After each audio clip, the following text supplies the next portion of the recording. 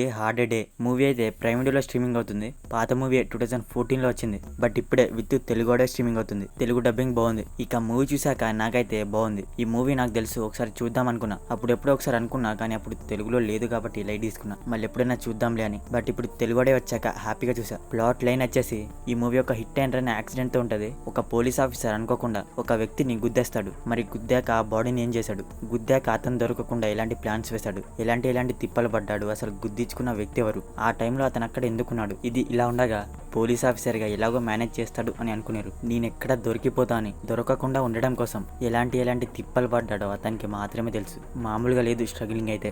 అతను ఎక్కడ దొరికిపోతాడనే టెన్షన్ అతనికే కాదు మనకు కూడా ఉంటుంది. పోలీస్ ఆఫీసర్ ఒక వ్యక్తిని గుద్దాక ఎలా తీసుకెళ్తారు అని అనుకున్నా. బట్ మామూలుగా ప్రొసీడ్ అవ్వలేదు మూవీ అయితే. ఒక బ్లాక్ మెయిల్ ఫోన్ కాల్ వస్తుంది. అక్కడి నుండి సినిమా ఇంకా రసవత్తంగా వెళ్తుంది. ఇంకా ఇంట్రెస్టింగ్ గా మారుద్ది అనమాట. స్టార్ట్ టు ఎండ్ వరకు తల తిప్పరు. కంప్లీట్ సస్పెన్స్ తో, టెన్షన్ స్క్రీన్ ప్లేతో అలా ఎండ్ వరకు హుక్ చేస్తుంది. సినిమా రైటింగ్ లో కంటే స్క్రీన్ ప్లే అండ్ ఎగ్జిక్యూషన్ లో వీటి వల్ల complete edge of seat feeling ఇచ్చింది. కొన్ని సీన్సెస్ గానీ, కొన్ని ప్రొసీడింగ్స్ గానీ కంప్లీట్ గా అన్ప్రిడిక్టబుల్ గా ఉంటాయి. సెకండ్ హాఫ్ లో ఒక 2-3 ఉంటాయి ఇలా. అవైతే అసలు ఎక్స్పెక్ట్ చేయకుండా ఉంటాయి. నాకు గుద్దాక కొన్ని క్వశ్చన్స్ రేజ్ అయ్యాయి. ఒక పోలీస్ ఆఫీసర్ కదా ఈజీగా బయట పడతాడు అనుకున్నా. బట్ సినిమా లైకబుల్ రైటింగ్ తో, క్యారెక్టర్ డెవలప్మెంట్ తో ఎక్సలెంట్ గా తీసుకెళ్లారు. ఇంకొన్ని ఉన్నాయి, అవి సెకండ్ హాఫ్ లో ఎలా ఆన్సర్స్ ఇచ్చారంటే ఇంకా మూవీకి కంప్లీట్ గా స్టిక్ అయ్యేలా అనమాట. ఫస్ట్ హాఫ్ కంటే సెకండ్ హాఫ్ ఇంకా ఫుల్ గా ఎంగేజ్ చేసింది. పర్ఫార్మెన్స్ విషయానికి వస్తే వీళ్ళిద్దరు చాలా బాగా చేశారు. కాస్టింగ్ అందరూ బాగానే చేశారు. బట్ వీళ్ళిద్దరే మెయిన్ అనమాట. బీజిఎం మ్యూజిక్ అయితే ఎక్కువ లేదు, దానివల్ల టెన్షన్ బిల్డ్ అయింది ఎక్కువ లేకపోవడం వల్ల. కానీ బీజిఎం ఉండాల్సిన కాడ ఉంది, అవి పర్ఫెక్ట్ ఉన్నాయి. అంటే బీజిఎం ఎంగేజ్ చేసింది అనమాట.